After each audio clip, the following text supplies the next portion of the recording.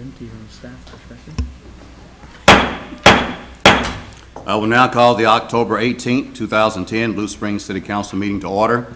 We're going to ask you to stand, observe a moment of silence, and then I will lead you in the Pledge of Allegiance.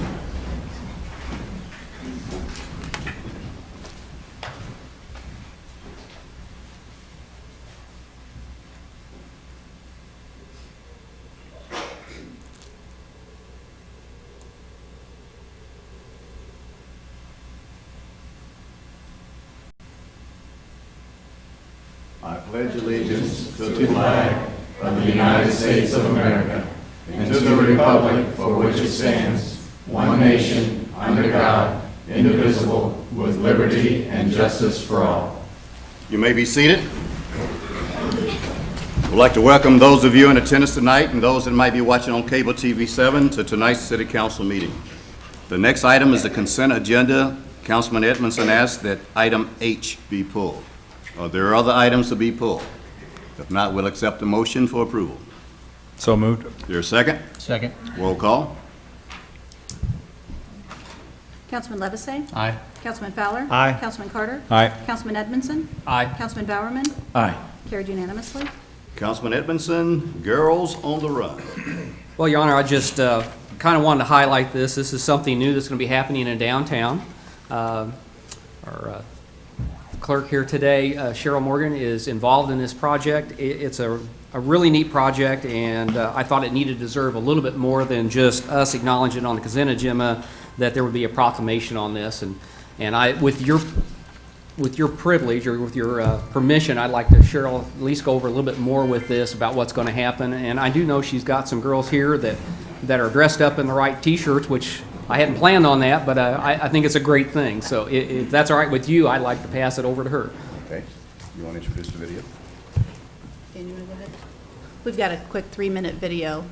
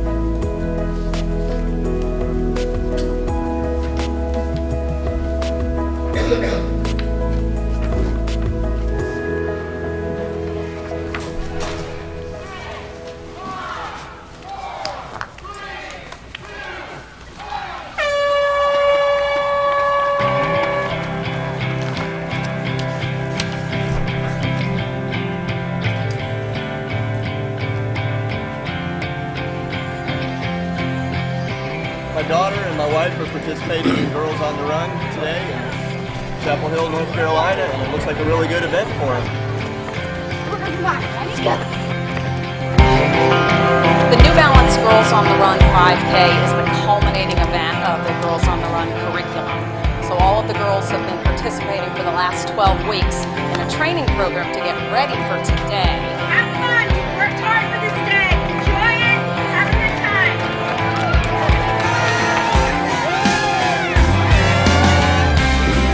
They've been working on it for months now. They train about twice a week.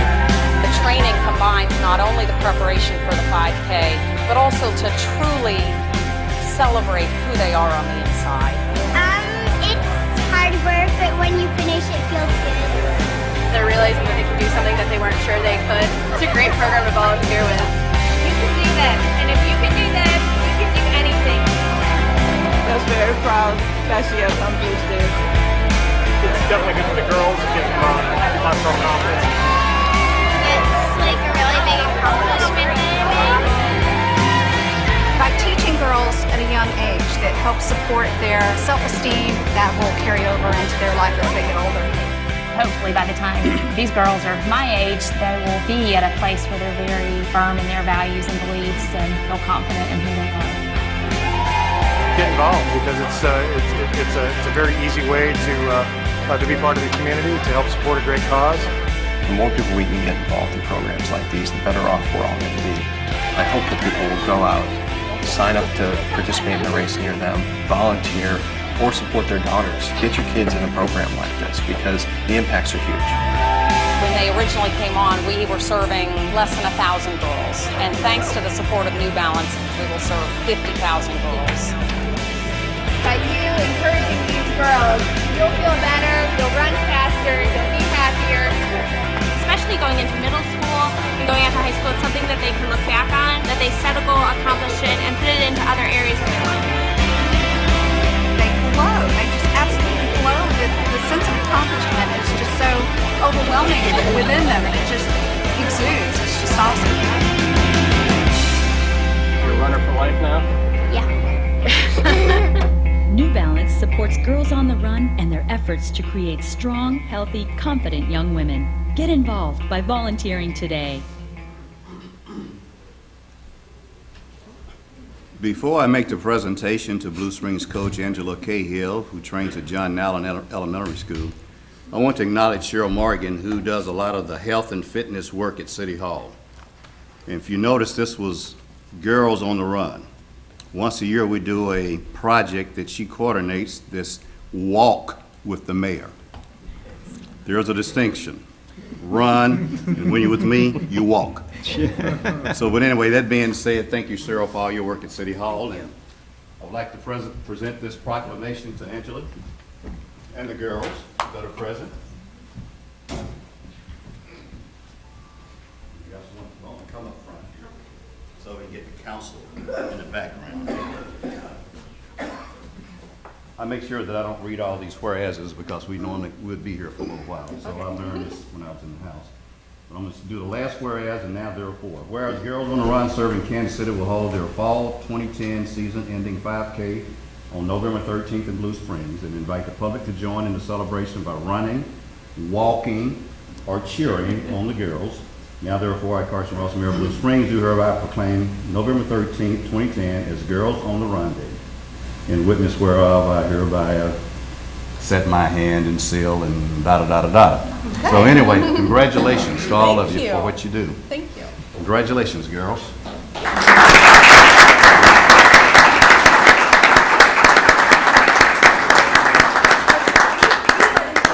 For you, because we understand that you're going to start our race Saturday. So we've got a T-shirt for you too. I will start it out. I might even run a step or two. All right, thank you very much. Let me show my T-shirt too. Some, you want to some get on each side? Some can get on the other side of me too. There we go.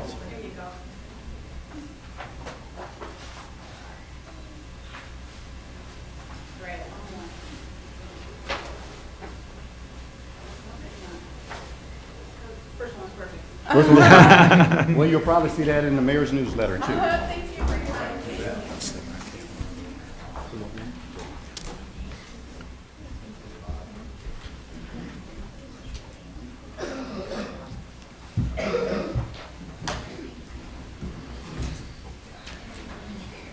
Okay, next we have a presentation on a Vietnam Veterans Memorial Education Center Advisory Board. Where's Mike? Yeah, Mike's coming up. Welcome, Mike. To Marley.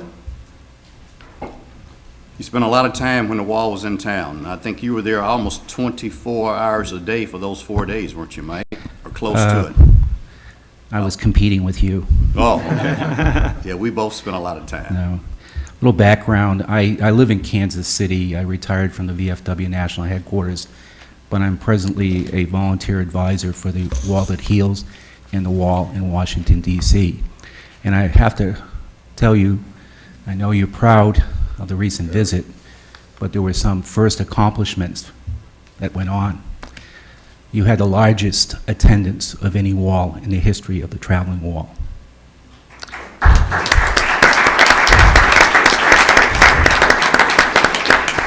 You probably didn't notice, but there were some donation boxes around different places. You collected the most money that they ever collected at a Wall That Heals visit, and that was very impressive. You also did something that is a personal project. We're trying to build the education center, as Mayor / Sergeant Ross knows, in Washington, D.C., and we're collecting a photograph of all 58,000 plus that are on the wall. We started it last September. We're up to about 13,000. But we wanted to do something, and I proposed that at the traveling walls around the country, and they usually go about 25 communities each year, that they set up a collecting place. Blue Springs was the first site to do that. And it was so successful that they're going to continue it. And that's an accomplishment, because I will tell you, people were coming back, they heard about it, they went to get their yearbooks, they got their personal pictures, and it was something of an emotional time for some, but it was a closure too. What was really most impressive was a Kansas City Star reporter who wrote a previous article about it, came back and did another article, and a third article. He was so impressed with what was going on at Blue Springs. I was at the school board meeting last week, and I'm a former school principal and a teacher from New England.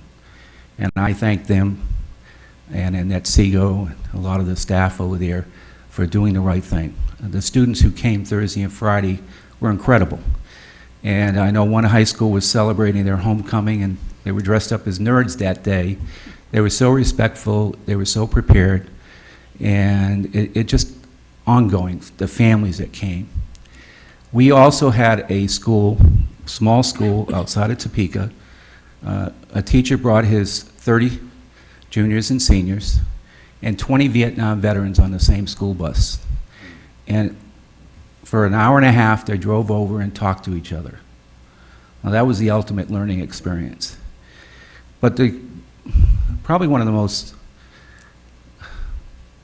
positive things that happened on Thursday night, when Jan Scruggs, who created the wall in 1982, flew in, especially to welcome and start your event. That doesn't happen. And he surprised me, but he didn't listen to the directions from the airport. Instead of taking 70, he got down to 40 highway. Then they backtracked to 7. But I'm glad he did, because here's what he told me. He said, an incredible experience, Mike. He says, I'm driving up the highway, all I see is thank you, veterans. Thank you, veterans. He doesn't see that all the time, especially in Washington, D.C. And he just wanted to have me relate to you the experiences that he had and also the positive experiences. They actually are creating a promotional video filmed at the Blue Springs site that hopefully will be out in about a month around Veterans Day, trying to promote the traveling wall. But I want to commend a few people. Eleanor Frazier, I've worked with many people over the years, and she is an incredible, incredible lady. And I wouldn't hesitate to work with her again. Eleanor was one of the instrumental persons in her low-key leadership, got everything done. And she said something very prolific. She said, everyone who was on a chairman's position was fitted for that position. That was their background. And I will have to tell you, it came true. Annette Sego, in the school system, she got the talent, the technology people together. Kim, your communications person, I'd take her any place. I've been in the White House, I've been in the United Nations, and I have to tell you, you have a keeper there. And she did a tremendous job in coordinating all the publicity, especially in the morning TV news. I mean, she was balancing an act there, and I was helping her get speakers and everything, but she did an incredible job. But there's an unsung hero I want to mention, and that's a person that kept the glue together. And he is a public servant, doesn't like a lot of accolades, but that's Roscoe Ryder. He made that event happen. He had the logistics down, he coordinated the police, he had a great staff working behind him, and I have to tell you, personally, I would work with that man any day on any project. And you are fortunate to have such a person, and I say that.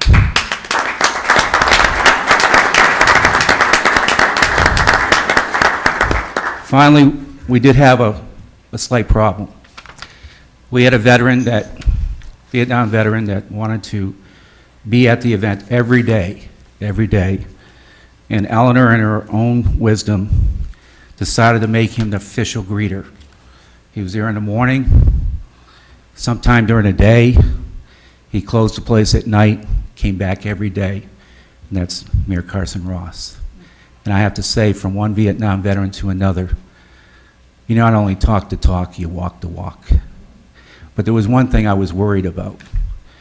I was worried that he was going to take his shirt off, like he did many, many years ago with this picture. This is going to get on the internet, Carson, sometime. I can see it on YouTube right now. No, I wouldn't do that. But I have to say that to the city council, to the city of Blue Springs, I have been to San Diego, Boston, Orlando, Washington, D.C. That's not a comparison, but a lot of communities around the country with the wall. Blue Springs was #1 in my books. And I want to thank you personally. Thank you. Thank you, Mike, very much for sharing that with us.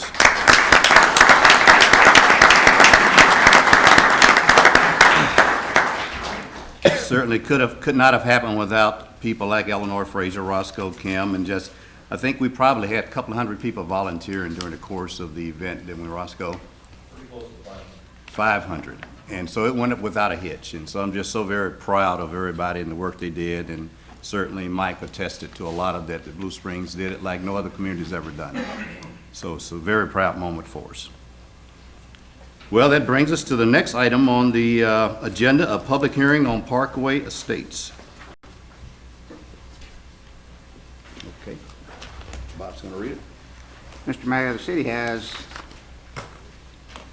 3 exhibits. Number 1 is the City Council information form with attachments, the staff report with attachments, site location map, staff report with attachments, affidavit of publication in the Blue Springs Examiner, application with attachments, 185-foot notification map, names and addresses of property owners within 185 feet of the site, a copy of the letter sent to said property owners, Title 4 Land Use Section, Blue Springs Code of Ordinances, and the 2003 Comprehensive Plan, and the September 27, 2010 Planning Commission Public Hearing Exhibits 13 through 34.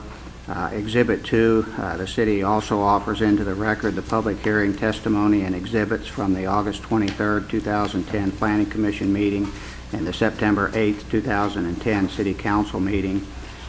Exhibit 3 is a packet that was presented to the City Council and Mayor tonight of protest petitions from some residents in the area surrounding the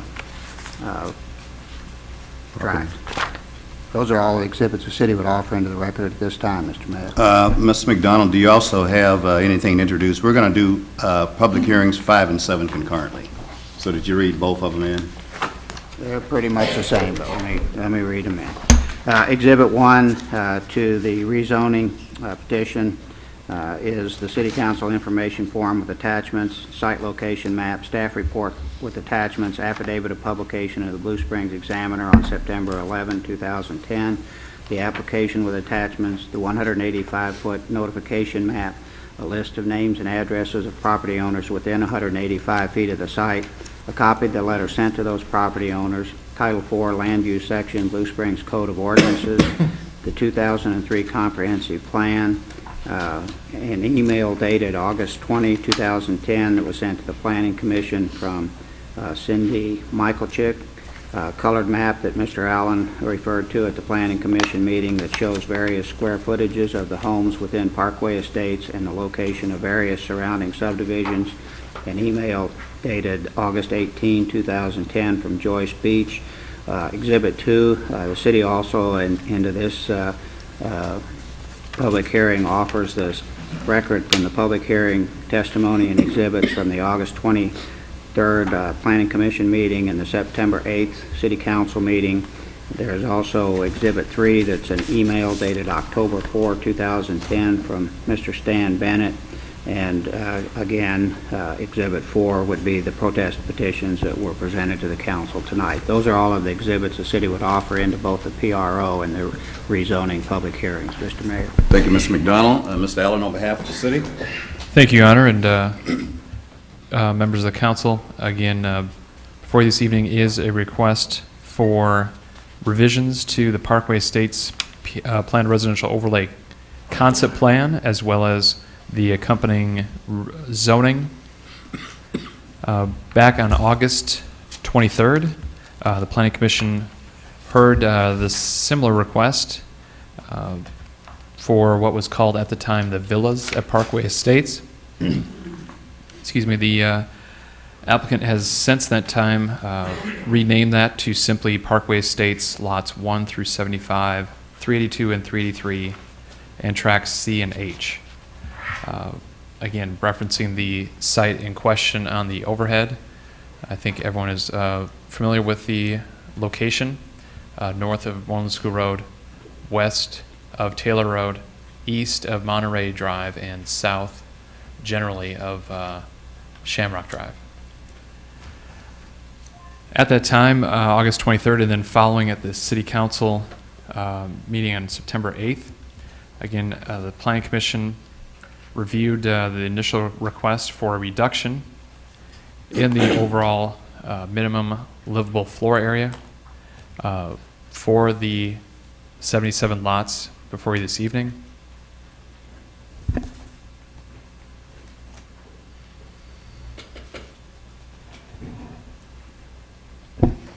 The colors are not entirely true here on the overhead, but the light yellow to the east is the area in question. It is currently planned for 2,200 minimum livable floor area square footage.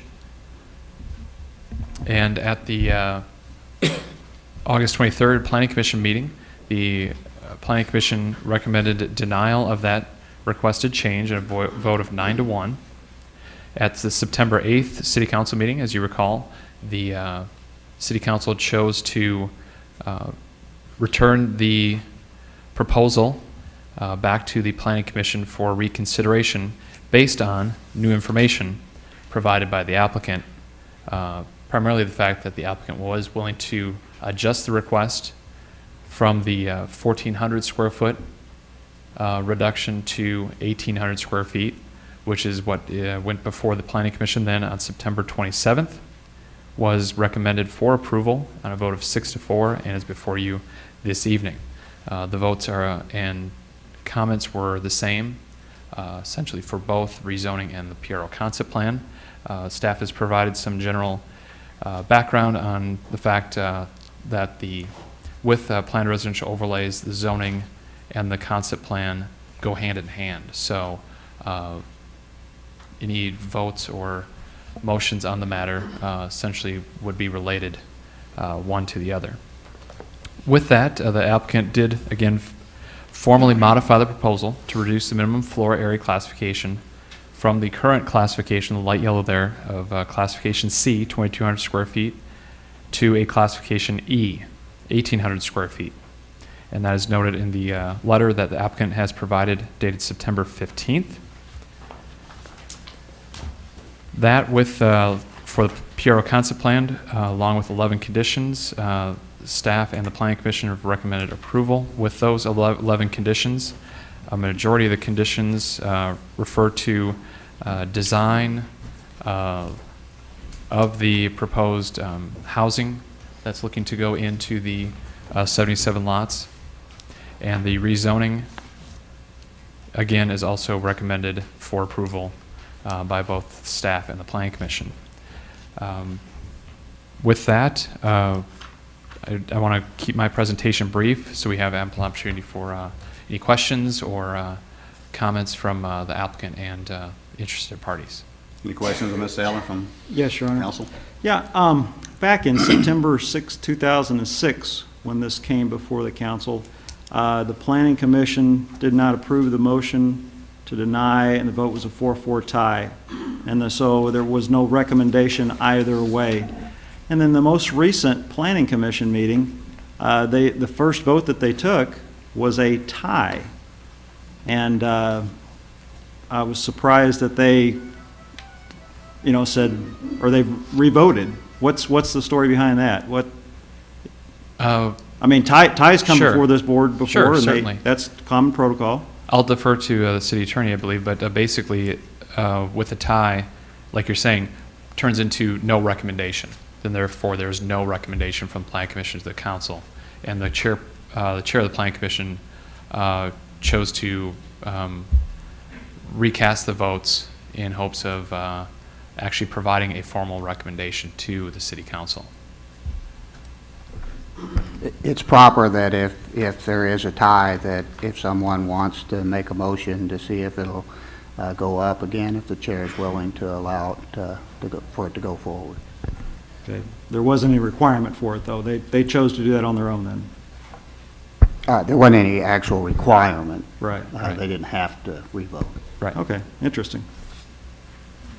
Any other questions of Mr. Allen? Seeing none, thank you. Right, thank you. Mr. Allen for the developer.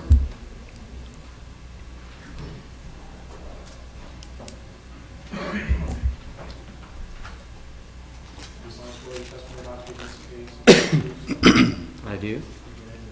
Roy Allen, 3516 Winding Woods Drive, Lee Summit, Missouri, attorney representing the applicant.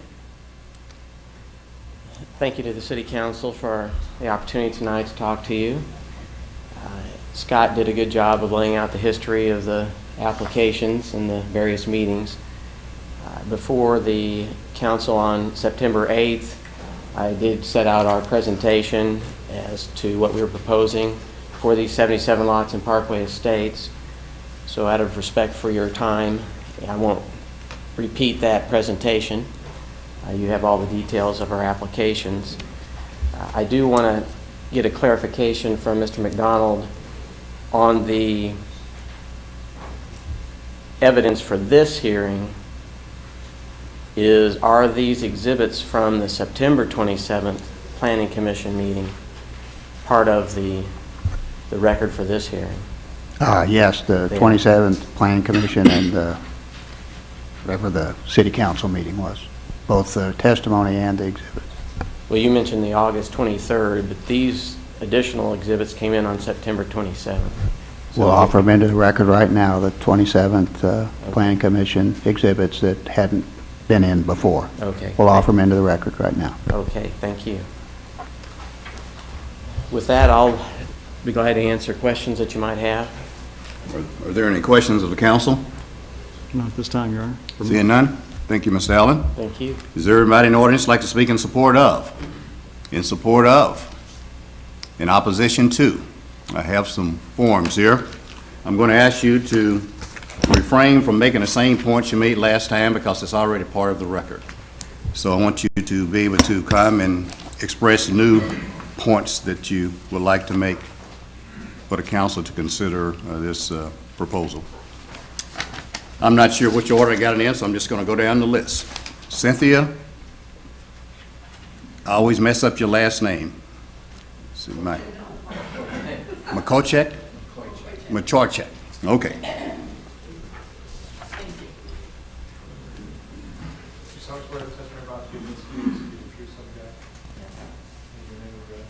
Cynthia McCoychek is MIKOYCHIK, 909 Southeast Cypress Lane.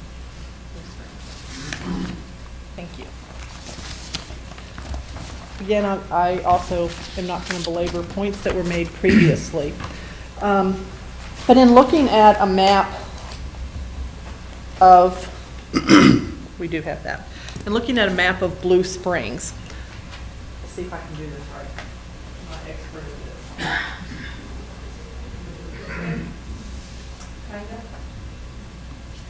Kind of get the idea. I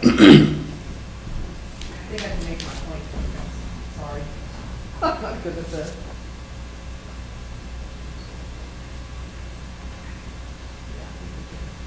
Okay.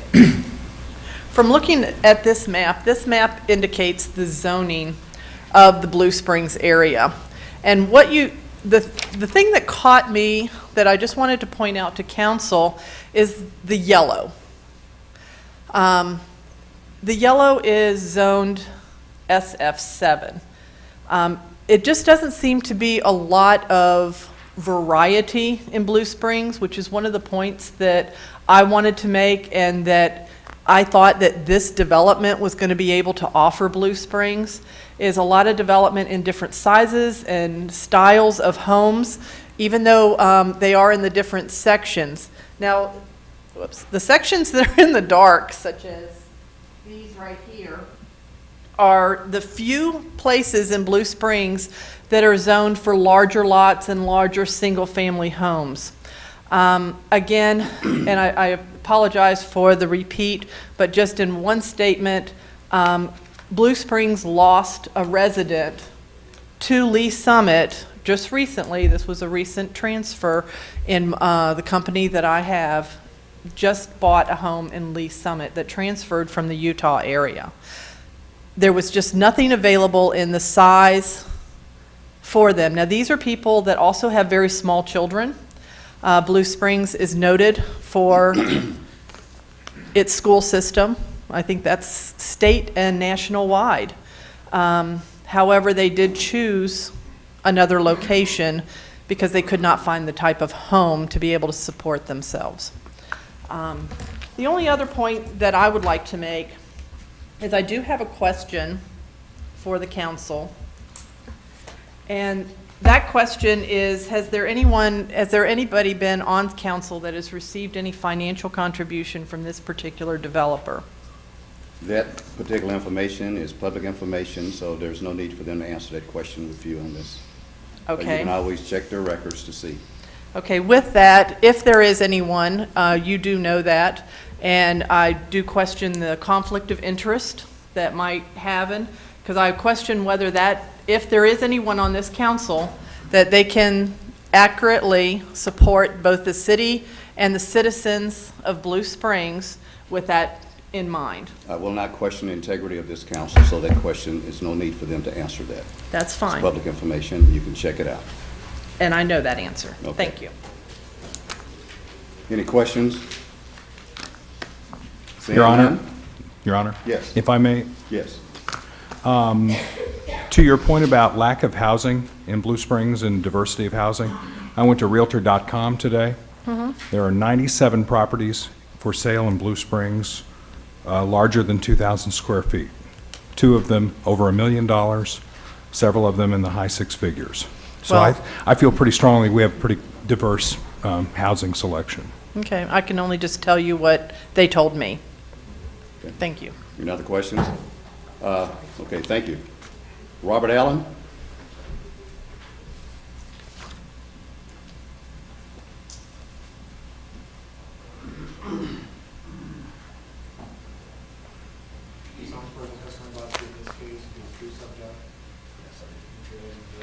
Robert Allen, 99 Southeast Cypress Lane, Blue Springs, Missouri.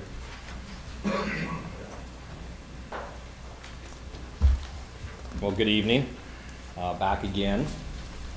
One thing I'd like to start out with, so I don't be redundant from the last time we were here, I would like to thank the developers that you've brought into this city, because right now the school systems, especially in southern Blue Springs, have now become not very crowded. My daughter's elementary school classes have been running 24, 25 students. This year, they are down to 16 and 17 students. So that's really nice to have such a low ratio for parent or teacher to child. And I guess the Blue Springs School District just thought with this influx of new developments, they're going to have a lot of new kids in. So fortunately, that hasn't happened. One thing I would like to show, I've seen a lot of emails about saying how the opposition to this is the Pines. It's really residents of Blue Springs. I'll show you some pictures here.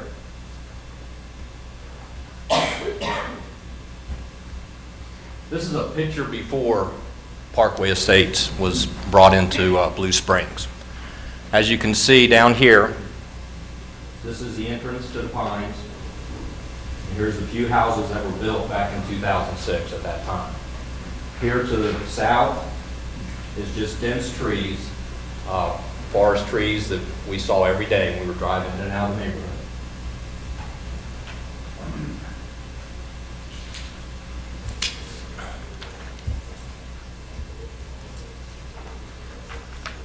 Here's what it looks like today. This is looking down Monterey Drive right here on this picture. This is what it looks like today. This is what we look at every day. another picture, looking at the water tower. That's looking right here, this spot. Now, if this would have been Stone Creek's backyard or Waterfield's backyard, what do you think the opposition would have been like? You're lucky, you got 20 people, 21 families living in the Pines. You would have had hundreds of people here, showing you this kind of stuff. So it's not really the Pines, just so happen the Pines had to be next to this. Okay, one last point I would like to make is when Parkway Estates was approved back in September of 2006, it was assigned an ordinance. And so these ordinances are part of, I guess, Blue Springs laws and rules. When you took office to become a council person, you took an oath of office. And part of the oath states that you will support the constitutions of the United States, the state of Missouri, the provisions of the Blue Springs Home Rule Charter, state statutes, and the ordinances of the city of Blue Springs. So you took an oath that you would support these ordinances that had already been approved. That's all I have for you tonight. Any questions? Thank you. Jerry Holtkamp.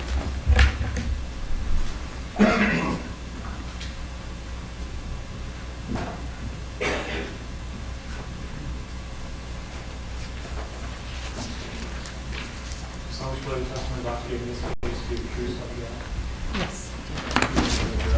Terry Holtkamp, 901 Southeast Cypress Lane, Blue Springs, 64014. I'm a resident of the Pines, and I'm opposed to this, and I've been to numerous meetings as this has progressed along. And don't want to go through that again, but I would like to just mention in Rob's just recent photo that he just put one of the views that you see is the one focusing toward the water tower. There's a giant drain pipe that sticks out of the concrete and rock foundation back there that we look at too, that is supposedly part of our drainage fix. So I find that it's a little tacky. The other thing, without going through a lot of the things that have already been mentioned, I did note this last week that no matter what happens with this subdivision, and obviously I am opposed to the reduction in the square footage, it appears we currently already have a problem on Moreland School Road between Adams Dairy Parkway and 7 Highway. I noticed this week that almost half of that area has been designated as an accident reduction zone due to the high traffic, and I assume the number of accidents that constitute that area be doubled in fines. I'd also like to note that another issue, Friday night, you could not have gotten out of our subdivision due to the game at Blue Springs South. Obviously, this involved both Blue Springs teams and the traffic was higher, but it is very difficult to get in and out of our subdivision on Adams Dairy Parkway now if you want to get there when its school hours are beginning and ending. So those are considerations that I think the City Council needs to look at no matter where you go with this, because obviously we're having problems and right now it's just vacant lots. Thank you. Okay. Any questions? Thank you. Sue Sheets.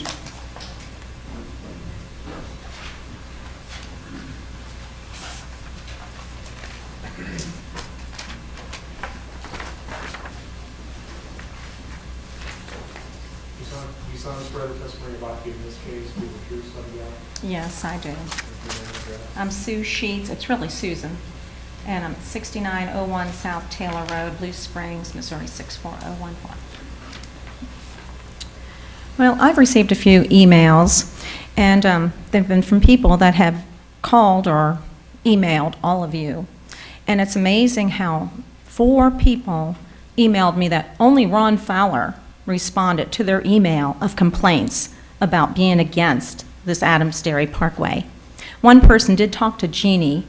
Oh, she's not here.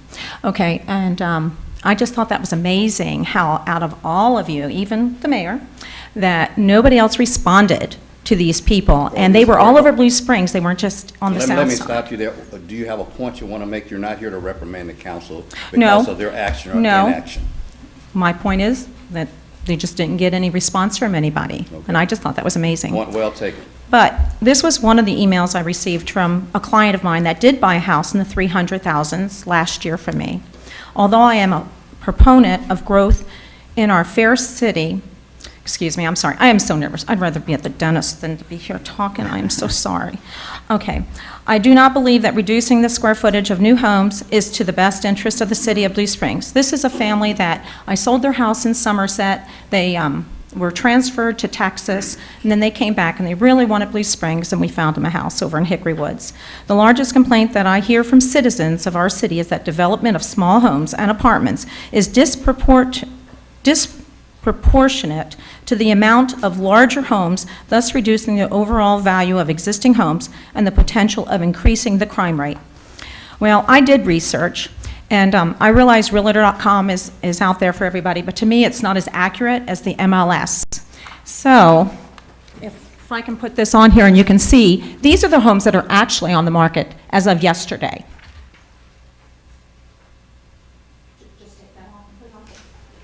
Can someone help her with that?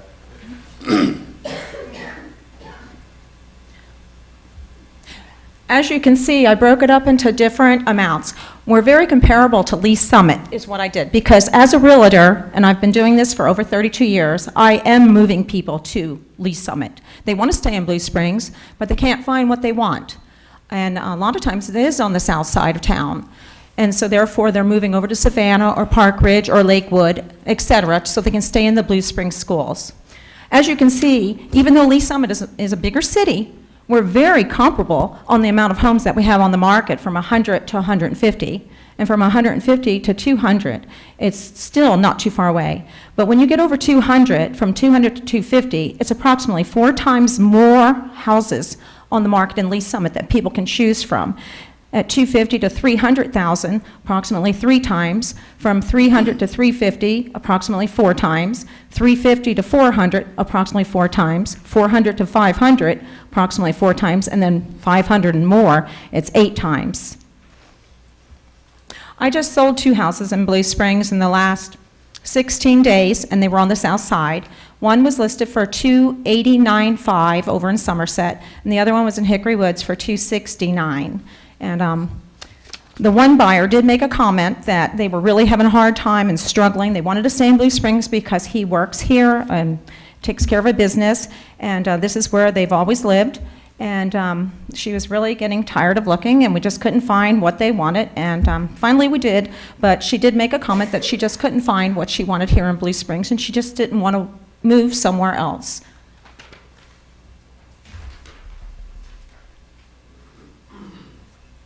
Okay, so last night I decided, after driving back from St. Louis, to look up houses that have sold in the last year.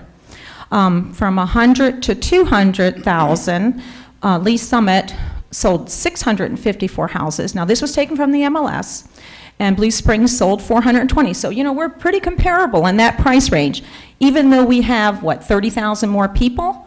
Lee Summit has 30,000 more people than Blue Springs. We're pretty comparable under the 200. When you're talking about 200 to 300, it's about 5 times more the houses have sold in Lee Summit than Blue Springs. From 300,000 to 400, it's 6 times. So we really are lacking houses in certain prices. From 400 to 500,000, it's 20 times. So I don't know why some of these houses are not selling, except for when you don't have very much inventory, they're more apt to go somewhere else and look for a home. And we are losing a lot of people to Lee Summit. Any questions? Matt, thank you. Thank you. Tom Haynes.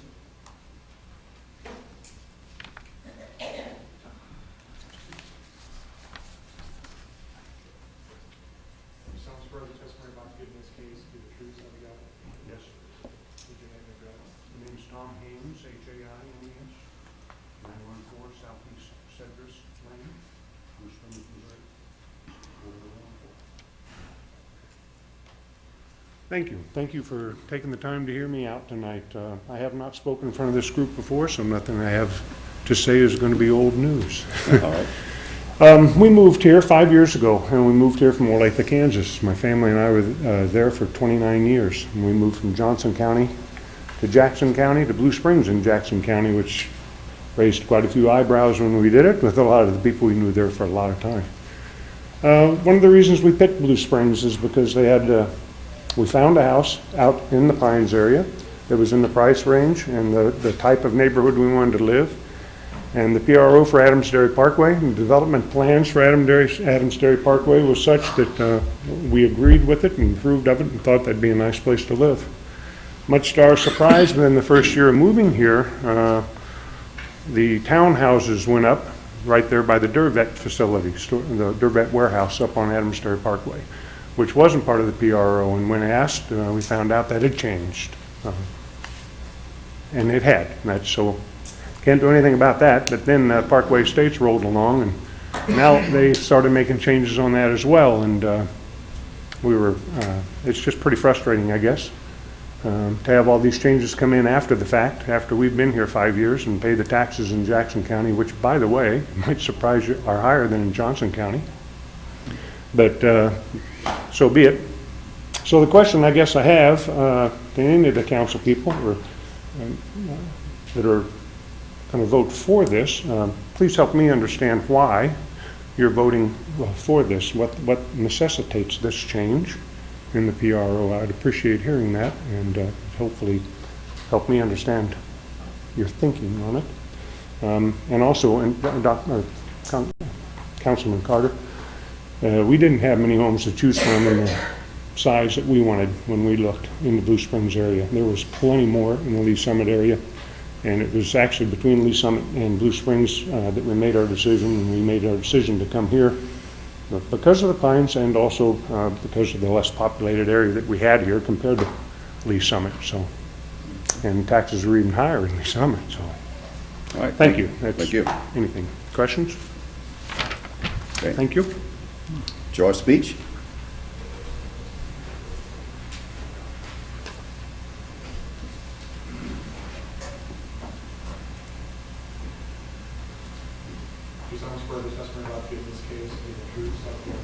I do.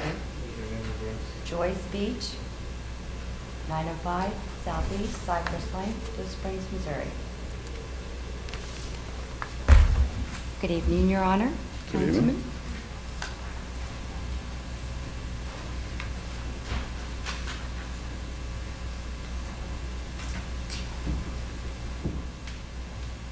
Scott will help you with that. No.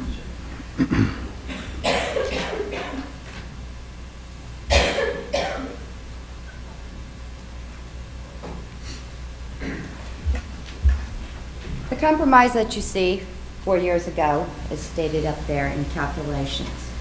The west side of the homes of the subdivision of the 1,600 square feet on 100% of that, and on the east side, 38% of the homes are 1,400 square feet and 62% is the 22 to 24. What you see on the original zoning is our baseline. What the city had anticipated for all these homes to be approximately 1,800 square foot. That's our minimum requirements, that's our baseline. As you see a calculation from what is now currently zoned for this area, the differential for what we will be compensated for having the 2,200 and the 2,400 square foot homes, the city will only lose a tax base annually of $10,000. If you look at the section at the bottom, compare the baseline to our new proposed zoning of this area from 2,200 square feet down to 18, the differential is a loss of approximately $83,000 a year. Over a 30-year period, this equates to approximately $2.5 million.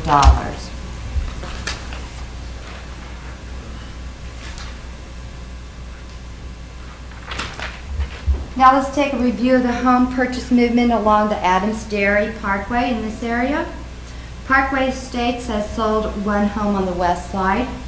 As you can see in the Pines home sales activity in the last 3 years, 2008, 2009, and 2010, while we had the homes built on Parkway Estates, 2 homes were sold in 2008. 4 homes were sold in 2009. 2 homes were sold in 2010. One's preparing to build and one is pending. I talked to one of the homeowners that recently moved in and asked them if they had visited the homes on Parkway Estates, and they had. And I asked them why they chose the home in the Pines over the one in Parkway Estates. Those are lovely homes over there. And they said the one in the Pines was much larger. It was a 3,600 square foot home with 2,000 on the main level, 1,600 on the bottom level. Your vote tonight will affect the entire city of Blue Springs residents by lowering the possible tax revenue base. What additional services could our city provide if they would receive these tax revenues instead of losing them? Your vote tonight will affect residents' perception of your commitment for upward growth along Adams Dairy Parkway. Your dedication to enforcing and maintaining agreed upon zoning regulation, and most importantly, your representation of the citizens' voice. Tonight, you will be laying the foundation of the shape of our city's future. Please preserve the best interest of the citizens that you represent. Any questions? Questions? Seeing none, thank you. Gary Bradley?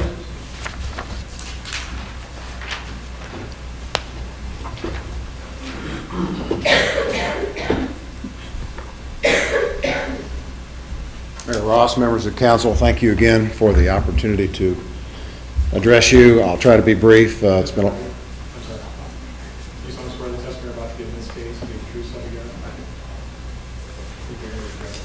a Gary Bradley, 915 Southeast Cypress in the Pines.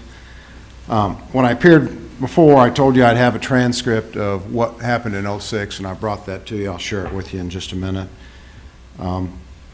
Unlike Tom, who moved west to east, I moved east to west from Lexington. Bought about the 5th or 6th lot in the subdivision in '04. Watched, there wasn't even a parkway when I bought a lot in the Pines and built. Had to get through Sunnyside School Road, and then they dug out under the railroad tracks. So I feel like I've been a part of that, and I came here to be a part of the vision. I think some of the big houses we have up and down 7, Chapman Farms and so on, certainly is a highlight. And I do play golf over at the golf course. When you look across the road at the multifamily, you see concrete, you see cars, and I'm here so we don't have that happen again. And I'll go ahead and talk about this. I think you should vote for the status quo. This was exhaustively litigated. We've had 4 hearings now, 2, and this is a second in front of you, 2 in front of the planning and zoning. I think as good shepherds of the parkway in the city, I'm asking, as the other residents have, to maintain the 2,200 square feet. And here we go. I'm going to read this because we have a hearing, and I'm not sure how legible it is. Mr. Leacock's firm was kind enough to give excerpts. You'll see the September 6, 2006 hearing. Councilman Fowler was here, as well as Mr. McDonald right there, Eric Johnson. We have a few other, Scott Allen and so forth, that was here.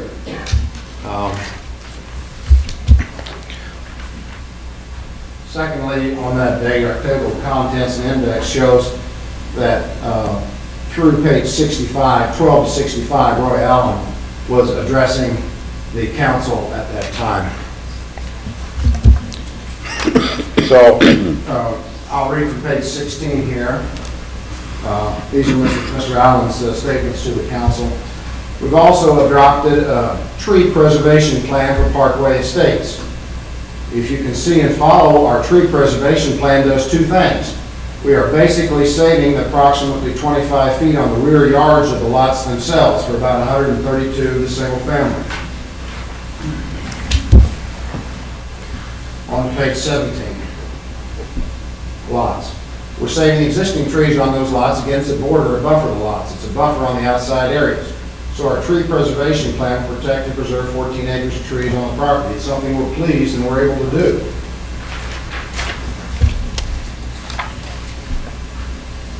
page 20. Okay, this is what he promised you he would do back in '06, and I want the council to hold him to his promise, if you would, please. It says, and this is directly referencing what the 2,200 square foot zoning that he asked for and he received from this council. The area shaded in orange, we're proposing 75 upper scale single family homes as well. Be a subdivision C, the minimum square footage of 2,200 square foot, price range 325 to 500,000. So that's basically the reference here, but that's what he told us that he would wanted to do. He asked for your approval, you gave him your approval, and we're asking that that remain the status quo. Talks about here, we've done things that the ordinance requires under the PRO concept plan. We've provided increased residential open space. We've doubled that, providing amenities for the swimming pool and parks. Ordinance requests to create better recreational opportunities and more attractive neighborhoods. We have done that. The landscape buffer along Adams Dairy Parkway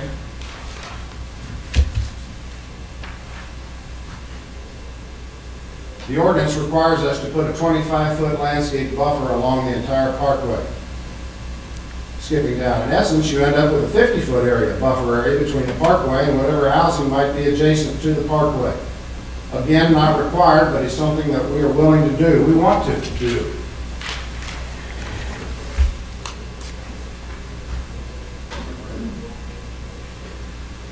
Page 45, there will be trees. There will be a number of trees that we can save in this area. The lots back there, there's a number of these lots, for example. 20,000 square foot, there's going to be a lot of trees we'll never get to. We've been conservative. So, and I will submit to you before I go to Councilman Fowler's question, everything on the east side of the road was scraped. There is a single line of trees, not a 25-foot buffer, not a 50-foot buffer. Everything they could do to remove trees other than at the southwest corner that is planned for commercial development is gone. You see no evidence of any parkways or any swimming pools on property that Mr. Zander owns. There's no 25-foot buffer. You can't even hardly find a tree on the east side of Adams Dairy Parkway. So Councilman Fowler, being concerned at that time in '06, and I guess my point for all this is not the indignation about the trees, but more so the indignation that you, and my dad taught me this, you can believe a lot more by what people do than what they say. And having said that, you can assume there aren't enough, there are not restrictive covenants in these. We have restrictive covenants in the Pines that says 2,000 square foot, and that has to be composed with X number of square feet on the first floor, or if it's a combination two-story, both levels. We don't have those protections here, and what you have to assume here is that the minimums, the exact minimums that you enforce, which is why we are asking you not to drop the minimums from 2,200 to 1,800 square foot. And incidentally, if you have a PRO and you spend the money on a PRO and you have the studying and you have the competent staff like you have and you have the kind of city that we have, why would you want to go below what you've already approved? This economy will come back. This city is desirable. This parkway is a gem. And let's go ahead, and if he made a good investment, we're not bailing out like the federal government's done. If he made a good investment and this economy comes back, he'll make more money, we'll get more tax revenue when those 2,200 square foot homes come up. Back to the point here. So Councilman Fowler asks, so that 25 foot where you say you can't utilize their individual home ownership, what's the longevity of that? I mean, what is it? He's referencing the 25 foot buffer that's not there.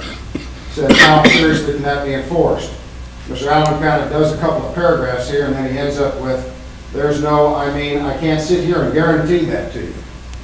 So, taking enough of your time for the benefit of the city, I ask you to deny the zoning request. The hearings have been accomplished, the due process has been accomplished. We had a PRO, we had the negotiation, we were here in '06. Please don't, and we haven't had an endorsement by the planning and zoning, so We certainly didn't the first time. I thank you very much. Are any questions? Being none, thank you. Want to bring it back up? Mr. Allen, any closing comments before we bring it back up to the council? Yes. Any points of clarification? Thank you.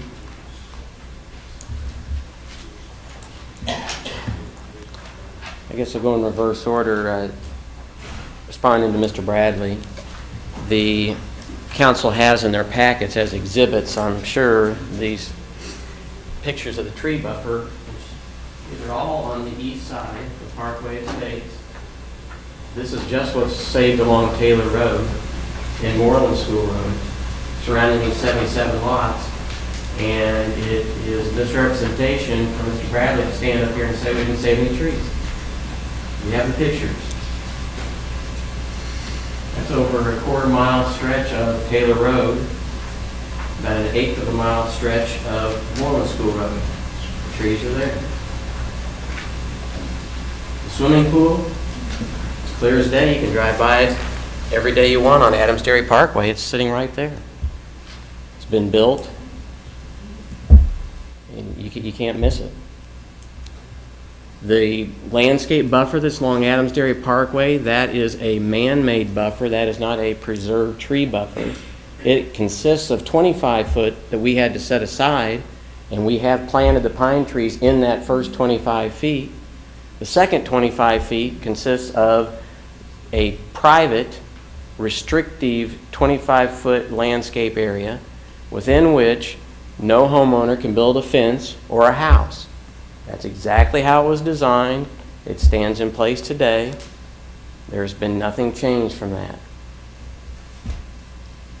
I guess one other area that I feel is necessary to hit, you have to ask yourself, there's a lot of discussion about this huge demand for all these big homes in Blue Springs. And yet, Cindy McCoychek pointed out someone went to Lee Summit. And someone else, I think Joyce pointed out, people are going to Lee Summit. Yet there's still 30 lots right in the Pines after 6 to 8 years that are available for these types of homes, these size of homes. The Pines has been around for 6 to 8 years. And as of last count that I had, there were some statistics shown up here. I couldn't see the numbers, but were approximately 20 houses occupied. I think someone said that earlier today. When we built Parkway Estates on the west side, we had 1,600 square foot zoning classification. We came in immediately with 5 model/spec homes, 2,400 to 3,000 square feet in size, the $350,000 to $475,000 price range. We have not seen this huge demand that everybody's talking about. That area is still there. It's still available. If there's some huge influx of people into Blue Springs that say, I want this type of product, which they're available. We have the lots to do it. But just like the Pines, there's 30 lots available there as well. You just have to ask yourself that question and take a hard look at that. Thank you for your time. Let's bring it back up to the council. Councilman Fowler? Yes, Your Honor. Do have a couple comments. First of all, I want to address that did receive a number of emails, and I think the rest of the council did too, from people throughout the city with concerns of this, overwhelmingly not supportive of it. Just add that to the public record. I do want to address on the record that some of the history of this, as I've been through it as well. We've got property owners here tonight. The developer is a property owner, okay? we got property owners on the other side who own property in the area. The developer certainly has the right to come up here and ask to be rezoned, as any property owner can support or request denial of that, okay? So this is a classic issue of property owners' rights, to ask for one thing and other citizens to, state their concern on property values. But at the same time, this does have history to it. They all bought, whether it be Dana Zander or the citizens, they bought during a time when the comprehensive plan said that there'd be residential estate from the Pines down to Willow Tree. When he came around the first time, the developer asked to change that plan and got an approved plan, got it approved. A lot of negotiations, attorneys on both sides, the citizens hired attorneys and representation, and it was a long negotiated process. There was an ordinance approved, 3984, back in September of 2006, and it honored those commitments. And I guess what I'm saying is that, you know, we have a duty to uphold that. The city does, okay? The citizens felt like that we didn't honor the comprehensive plan, and now they're up here questioning whether we're going to honor the commitments that have already been made before you. You took an oath to uphold ordinance number 3984. And we're going to find out tonight whether that oath stands for supporting the citizens or supporting a developer. Okay? And it's a tough call. It's a very important call. And I'm going to lobby you to move to support the citizens on this. Request that. Your Honor, that's all I have. The only thing that I would comment on is that ordinances change depending on who's on the council. You know, one council cannot bind another council down the road. So things do change, and I think you recognize that. I understand that, Your Honor. Okay, any other comments from council? I have several. Councilman Carter? The first, I would ask, what's the cost of doing nothing? I mean, if we do nothing, one of the folks who lives in the county across Moreland School Road sent me a picture of a big dirt pile. I assume if we do nothing, that dirt pile will stay for the foreseeable future. Am I correct? Yeah. All right. And to the point about not answering email, I got the same email from about 12 people. It was written the same way, the same verbiage, so I thought I'd wait until we were in a public forum to address it. Over and over again, the line that stuck out was stick to the original vision of the parkway.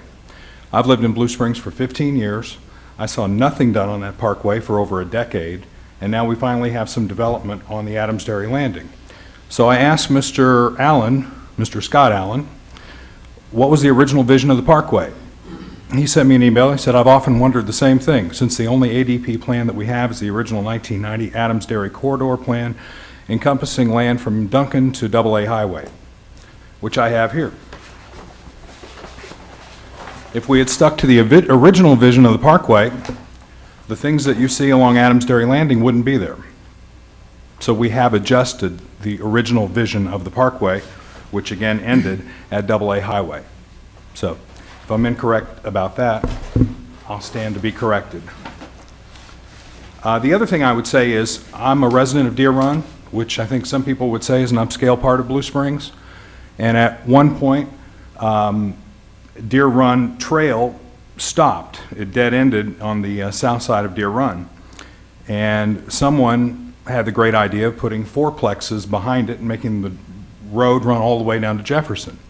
And just like these kinds of hearings, there was vast opposition to it, saber rattling, it's going to ruin our property values in Deer Run. Well, I bought a house in Deer Run 10 years ago after those properties have been built, and I guarantee you it did not depress the property values in Deer Run. I don't think this is going to depress the property values in the Pines. That's just my opinion. So I waited until now to address these issues in a public forum and would stand for any questions you might have. Anyone else on the council wish to make any comments? Yep. Before we close the public hearing? I might address that one comment about the vision. I respect that vision. I think actually we've almost come full circle because on the vision of the parkway, it's always been about jobs and getting quality businesses out here and bringing in more than just service jobs, but professional level jobs with housing to match. And I agree that that drawing only went down to AA, but there was always anticipated more growth. The main energy came when we redid the comprehensive plan, and that area was negotiated very seriously about how that area would turn out. And the comprehensive plan stood for residential estate through that area. So, Councilman Levacy? Well, I can't speak for everyone up here, but I know my preparation for tonight was pretty extensive.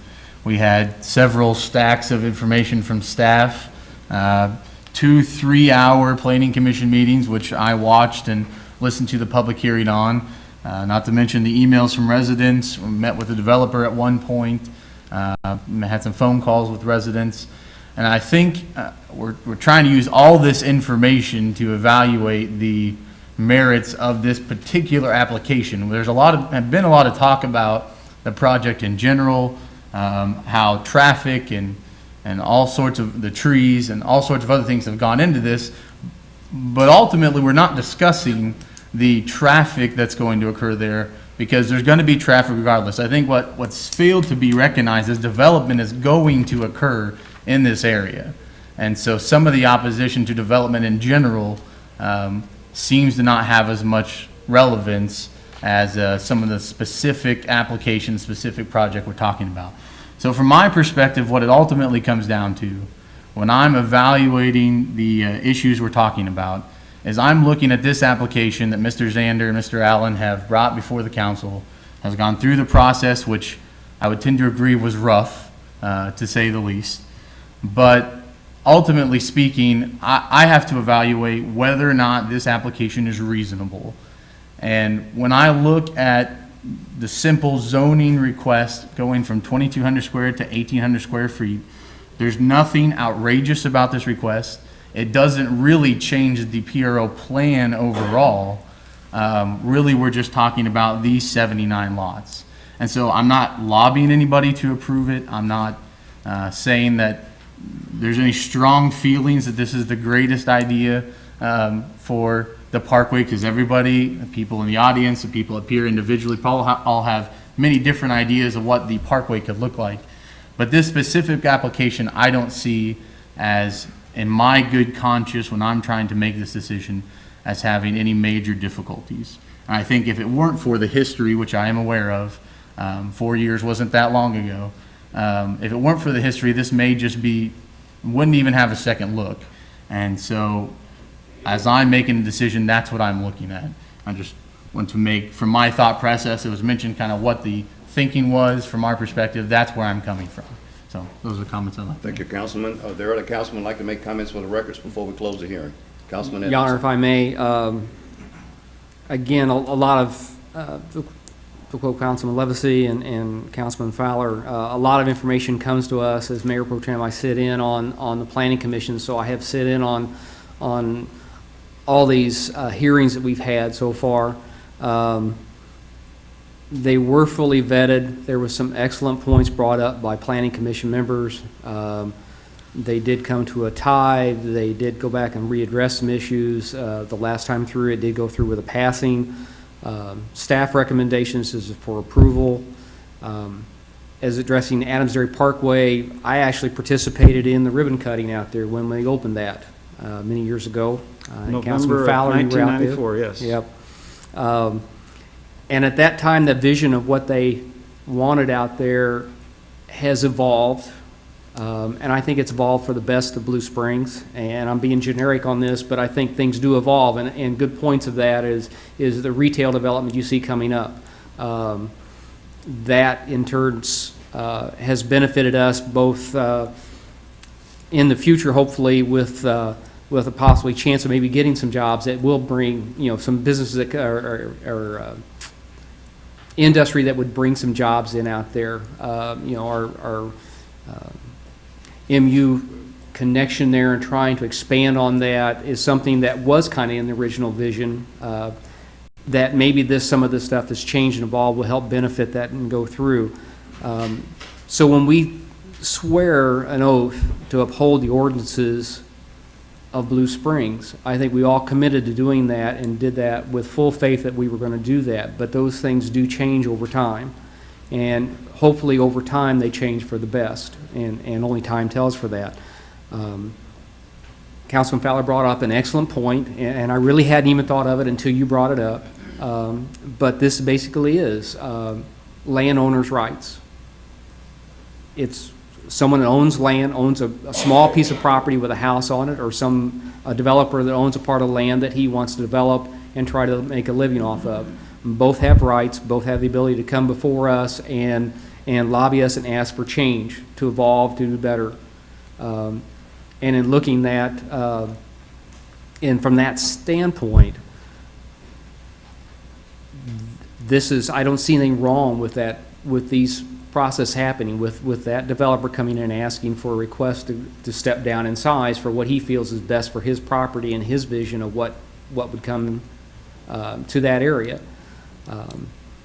And in looking through all the public hearings we've gone through and listening to all that, I still haven't seen anything really that's thrown up a flag that says, no, this is wrong. The mixture of housing, the talk about availability of housing and how it's all going to Lee Summit, and a lot of figures are brought up, both sides of this issue, as far as the number of houses available, the number of houses were sold. A lot of that is just figures in black and white, but you have to take into consideration, style of house, age of house, price range to value of what they're buying. All those things are not described in those black and whites that we were provided tonight, that were shown to us. Those things were not illustrated, not shown up on the screen. Pictures weren't there. So sometimes those black and white figures, when you look at that and take that for what it says in black and white, does not portray the full picture of what we're looking at. I guess on this point, I tend to agree with Councilman Levisay in that I don't see anything at this point that throws up a flag and says, no, this is a bad project. And just so people were asking because of emails and how do we state our feelings and where we stand on this, this is how I feel. This is what I've been seeing. This is what I've understood so far and investigated so far. Thank you. Any other comments from council? Councilman Bowerman? 22 years ago, my family and I had the opportunity to move back to Kansas City from Minnesota, where my company had moved me 4 years prior from Blue Springs. A lot of things had changed in that 4 years. And when we came back, we were given time to search for a new home. Lee Summit looked pretty good. I'll admit it. Still have a lot of friends there. And even the growth in places like Grain Valley, which was a quiet little town, but I liked the idea of having a little piece of land and a home. But we chose Blue Springs because that's where we wanted to live. And Stone Creek, which back then was brand new. And we have raised our family and lived here, and we love this town. And that's why I chose 6 months ago to do what I'm doing here tonight. And there were people who said I didn't have any experience. Well, not doing this, but I know people.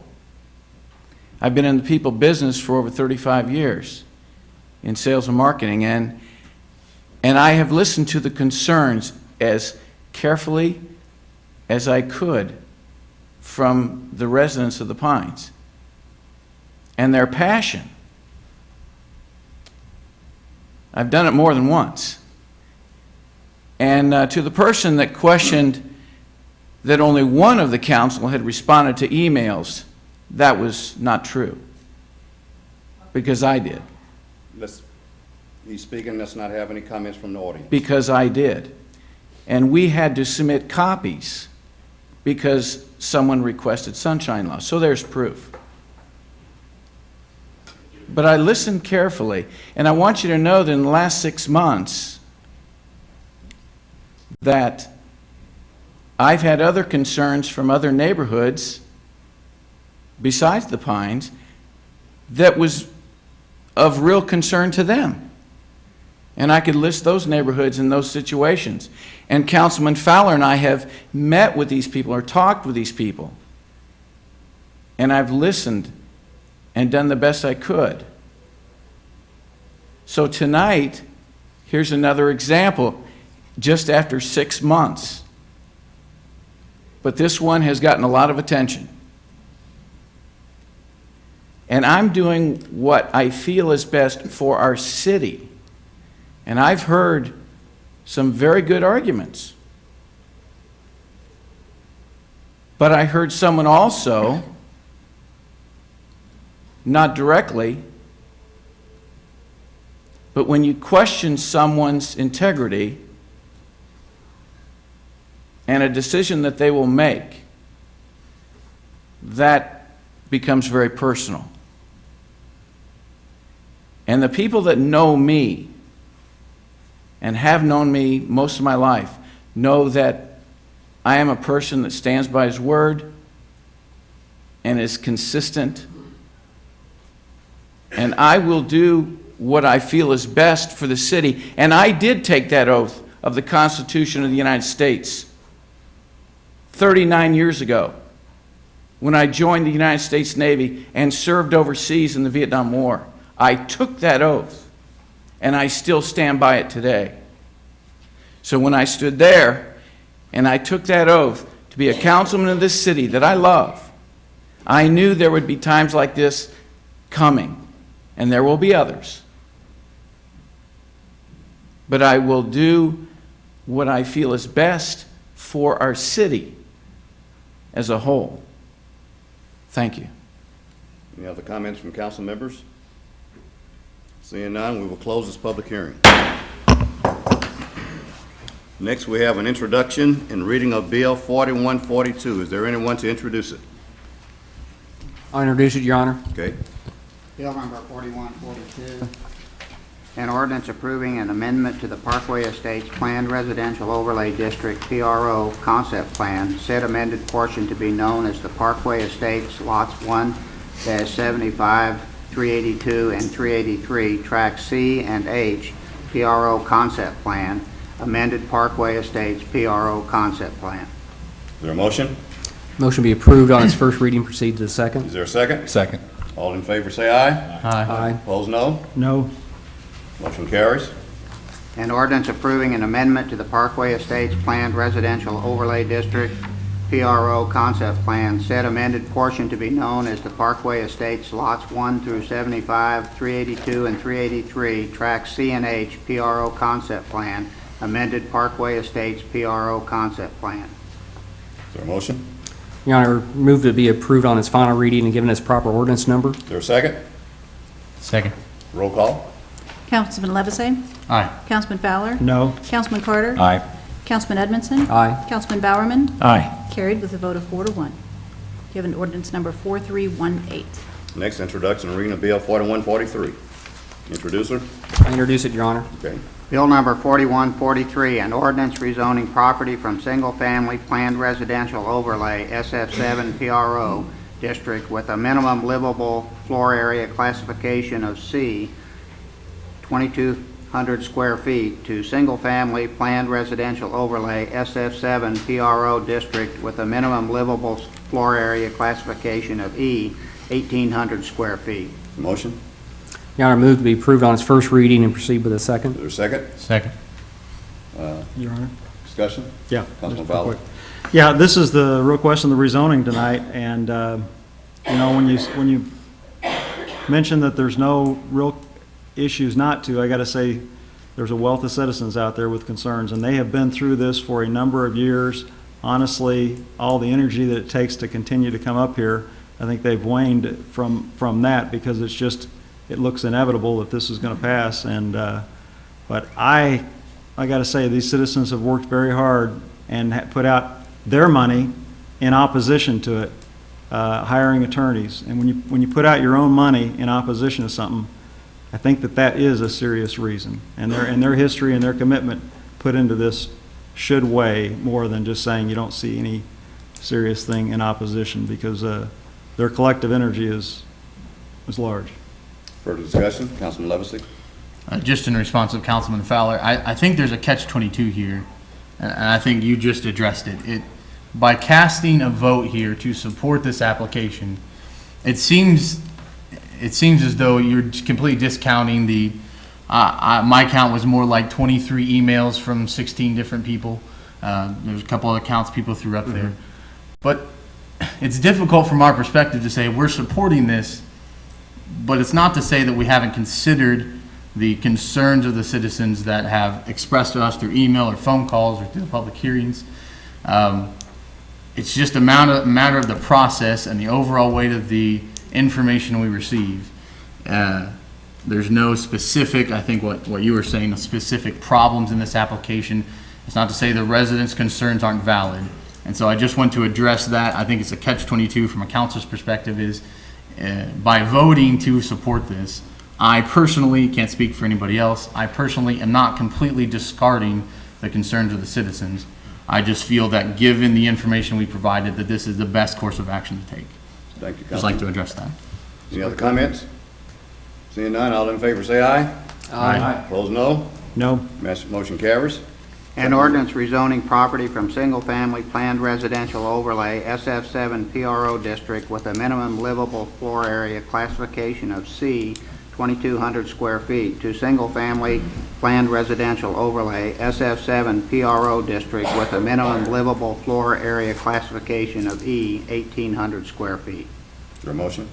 Your Honor, move to be approved on its second reading, given its proper ordinance number. Is there a second? Second. Further discussion? Roll call. Councilman Fowler? No. Councilman Carter? Aye. Councilman Edmondson? Aye. Councilman Bowerman? Aye. Councilman Levesey? Aye. Carried with a vote of 4-1, given an ordinance number 4319. Okay. Introduction and reading of Bill 4144. Introducer? I'll introduce it, Your Honor. Okay.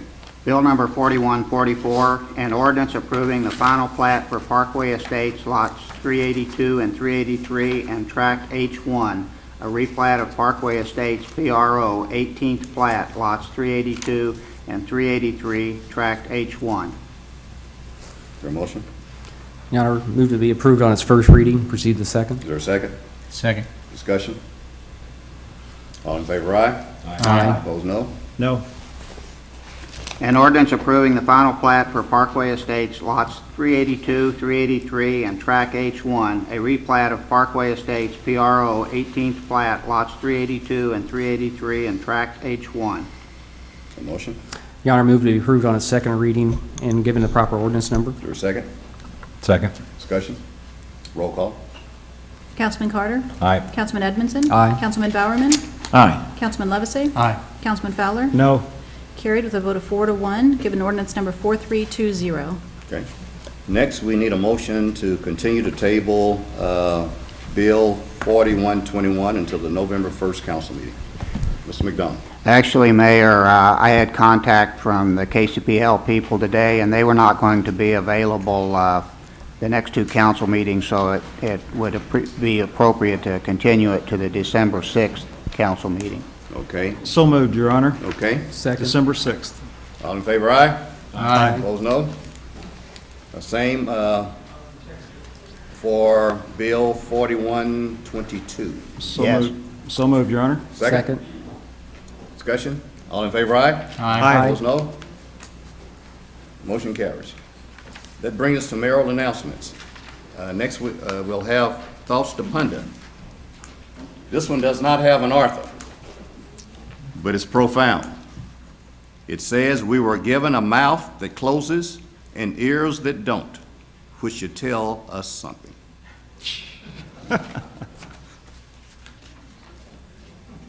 Next, it brings us to the visitors section.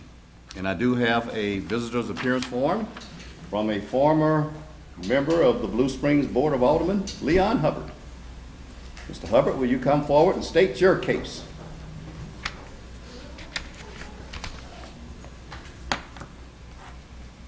And by the way, Mr. Hubbard and I served together. Do what now? I say we served together back in the 80s. That's right. When we both were much younger. 78 till 84. Yeah. But I'm in a different position right now. I'm, and dubiously, or condolences that probably should be offered, I'm president of the Southgate Hills Homes Association. And we have a few problems.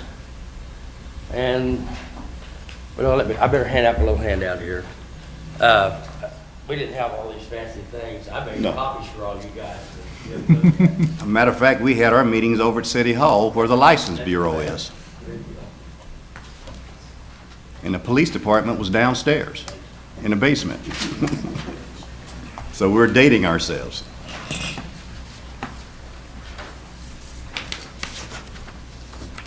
Thank you.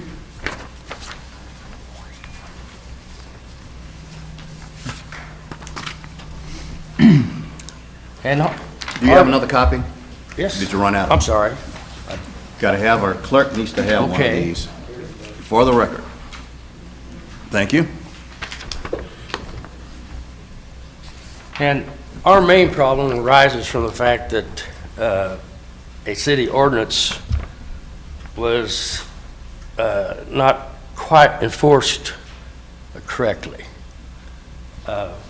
When our subdivision started in 1987 and 88, the planning and zoning people failed to have Mr. George Ward, the developer, present a homes association declaration. In fact, the first two plats got by without having a homes association declaration. So consequently, what's happened is there's 139 people, or not people, lots in those first two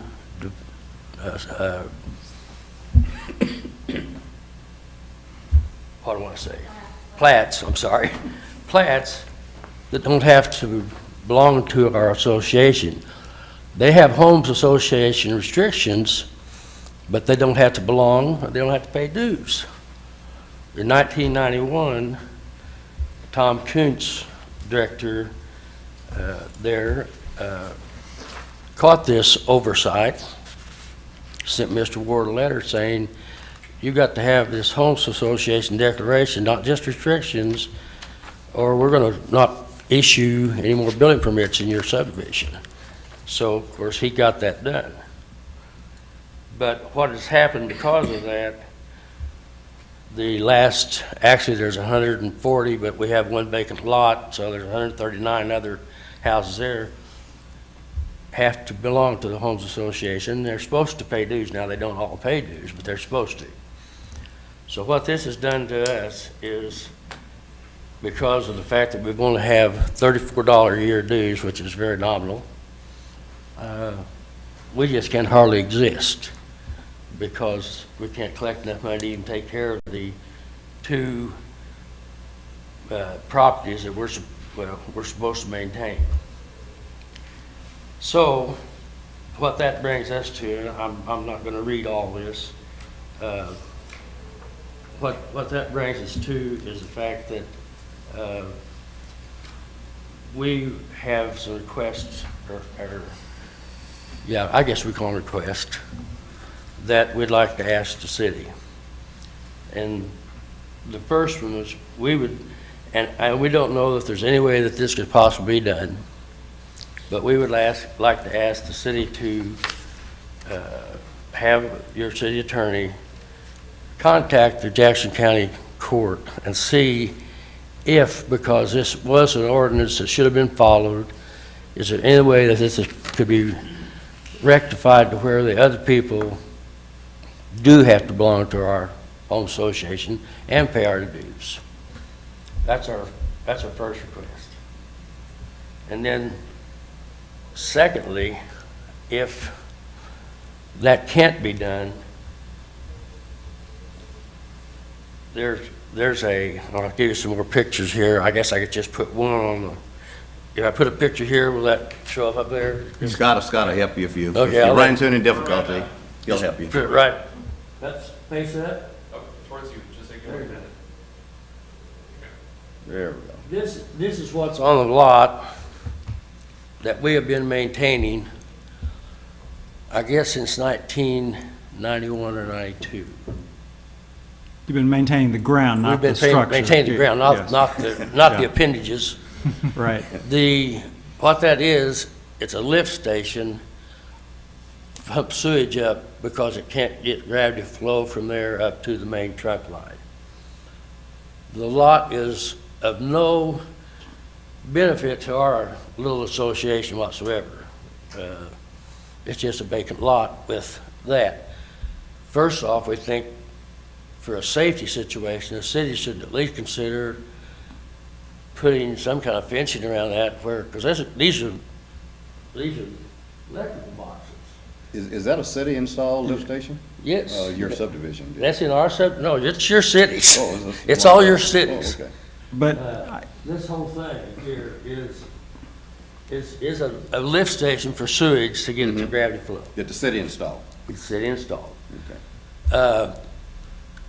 So, at the same time, what we would like to ask you to do is to keep that lot mowed and kept up to where we don't have to take care of it. Because, like I say, with a little bit of money we have coming in, even if you do that, it's still going to be tough for us to even just keep the big frontage area mowed all the time. So these are just things that we would like for you to consider, and, you know, we can discuss later on, whatever. But we just feel like they're things that need to be looked at. Let me ask Mr. McDonald his opinion, or city attorney, on your first question. Is that something that we do, or is that something that's a civil matter? It's not something that the city would normally be involved in doing. I can tell you that this has happened before, and happened out in the Brookshire subdivision, and the people went around door to door and got about, I don't remember how many lots to sign up, and got all but 2 or 3 of them, and then filed a declaratory judgment action in Jackson County Circuit Court, and the judge was willing to impose the restrictions and dues paying requirements on the couple of lots that didn't willingly sign up. But I would be rather doubtful that a judge would do it if there were that many people that were unwilling to do it. So probably the first thing, and maybe Mr. Hubbard's already done this, or they've already tried this, would be to try to see how many people they could get to agreeably sign up. And if you got enough, then it might be worthwhile to do that. But technically, it's normally requires that however many people, well, that all of the people agree to it in order to impose it upon themselves. Now, some of them could agree to impose it upon themselves even if everybody else didn't. So if you could get 100 of them to agree to file the paperwork to impose deed restrictions and the dues on themselves, that'd be another way of doing it. Wouldn't get everybody, but might get some of them. Well, Your Honor, one aspect of his question that I hope gets or you addressed as well, and that is that in 1980, that ordinance was passed that any new subdivision would require a home association, and the city failed to enforce it for the first 11 years. First 2 plats. Till the year 1992, they didn't enforce it on Southgate Hills. Well, what happens? And I don't know specifically what happened in this situation, but I know the problem that the Community Development Department at that time had was until it was platted, all you had was whatever they had turned in. And then sometimes they wouldn't file the plats, and sometimes they wouldn't file the restrictions and all that. So, and Mr. Hubbard's correct, you normally would file a declaration and a set of restrictions. They could be the same document, but I can't speak to why it wasn't done. We required that they be turned into us, and I don't know if they were in this situation, and be reviewed. And it's not something it's not something I've ever reviewed. I guess it's not so much the how it happened or even why it happened. It's just, is there any leverage from that angle today that would help out their case? Not really, because the only way you can impose those restrictions in the declaration upon land is if the owners of the land do it, and that's why it was supposed to be done by the developer, at the time the final plat was recorded. Back then there evidently wasn't a mechanism that assured that all that was done, and there really wasn't. Well, you know, Well- I can't say what happened. But Bob, when But Mr. there's no way to Ross- go back and Well, ring the bells, the But problem. when Mr. Ross and I voted for this ordinance, and he was on the council in 1980, I believe. I came on in 81. Well, you're late then, okay, I'm sorry. Yeah. But it explicitly said that no lot would be sold until this had been presented to the city. And now, Ms. Fendora there, about 5 months ago, I talked to, she said, I make sure that has been recorded before we will let them sell any lots. I mean, it's just, I realize but I don't see why it would hurt if the city went to the county and said, here's an ordinance that was not done right, and it's caused great hardship for these people. We've got 139 that don't belong. Brookshire had like 25 or 30. That's a lot different than going around to 139. But that's just, just a question. Well, I mean, I wish I could tell you something different, but the county itself doesn't have any power to do that. The only person that could do it would be a judge, and it would be in equity, and whether a judge would do that or not would take a declaratory judgment lawsuit. The city doesn't usually do that type of stuff. I do what the city tells me to do. That's what I was hoping to tell you to do. But I don't want to take a whole bunch of your time. We've got. Let's go to the other question, Okay. is about maintaining Next. that lift station. It'd be easier for me to mow the lift station. Well, we'll let you do that too. But that's one thing we would like for you folks to really consider too, is this maintenance of this lift station lot, because it really is of no benefit to our subdivision whatsoever. It's, like I say, it's a hazard as far as I'm concerned. The next thing we would like to ask is that from the main entrance of subdivision, which is Southgate Drive, to 12th Street, we have a terrible parking problem. And I don't have to hand out these pictures because I do it right here now. Just one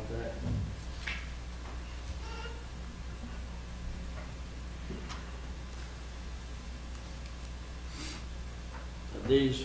These two pictures here. Yeah, we see your dates. I'm sorry. There you go.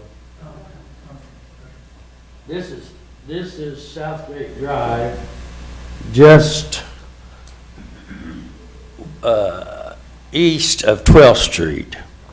And this is at 6 o'clock of an evening, I think the 12th of October. And the top picture there is just what it is. And it gets worse as the evening goes along because there's more and more people parked there.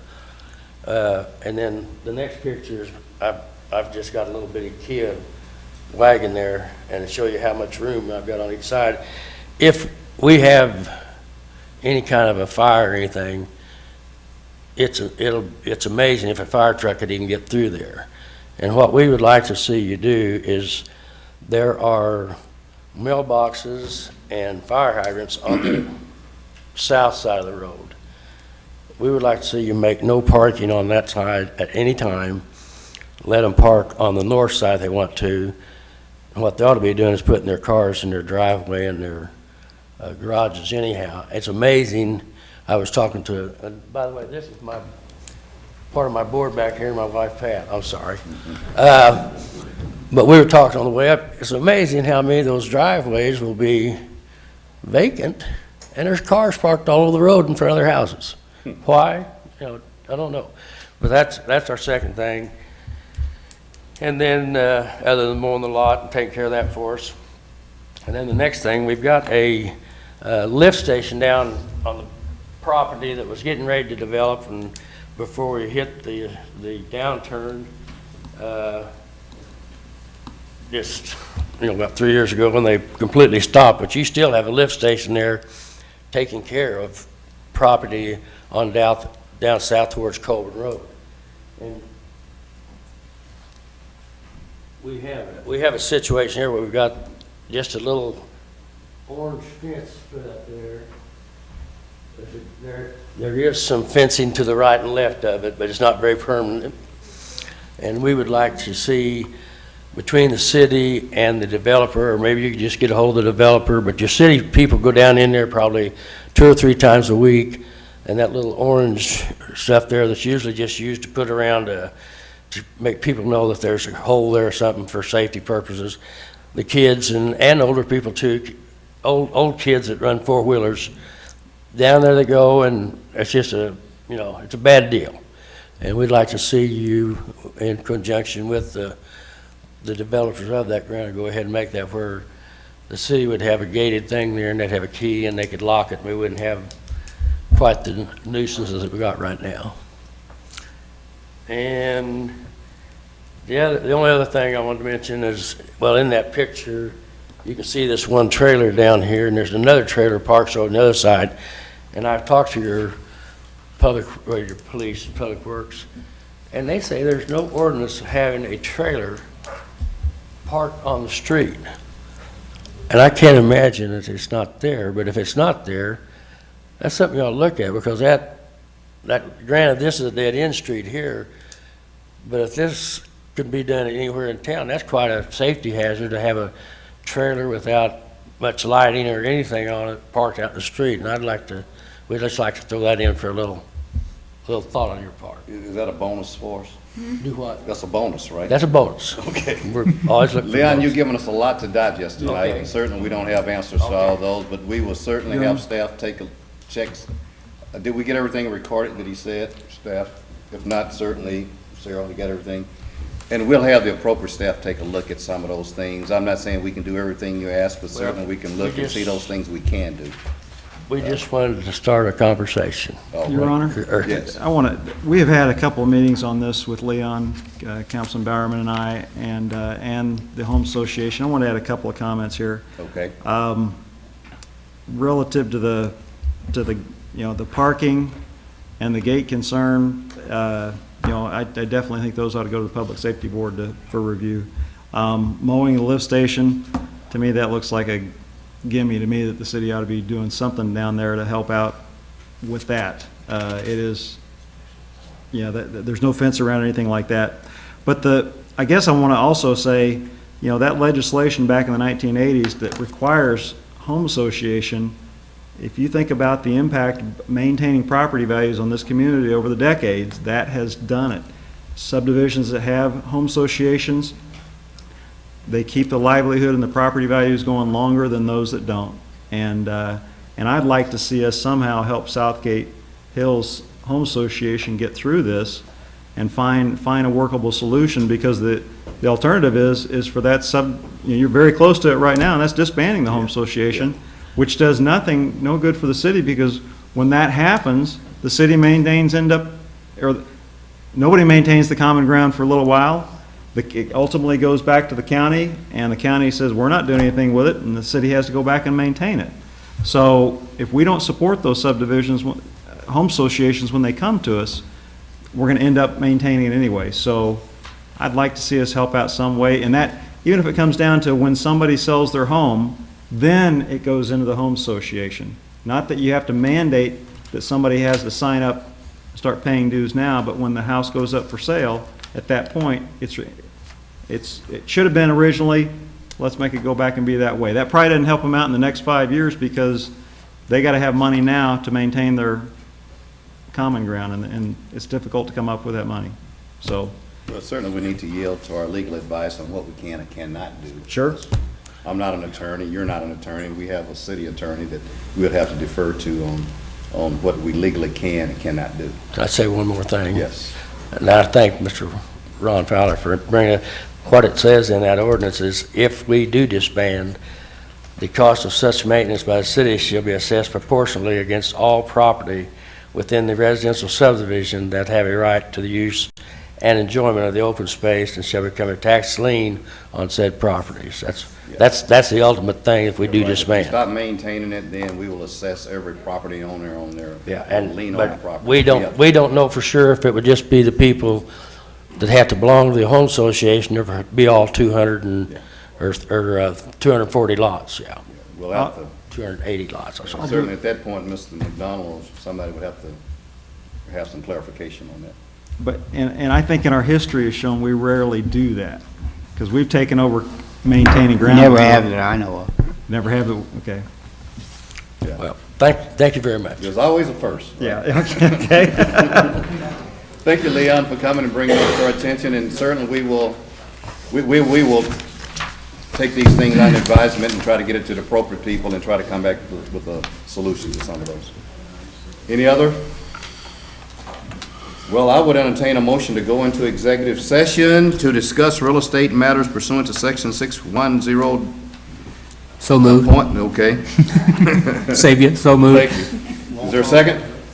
We need a roll call? No, is there a second? Second. Okay, roll call, please.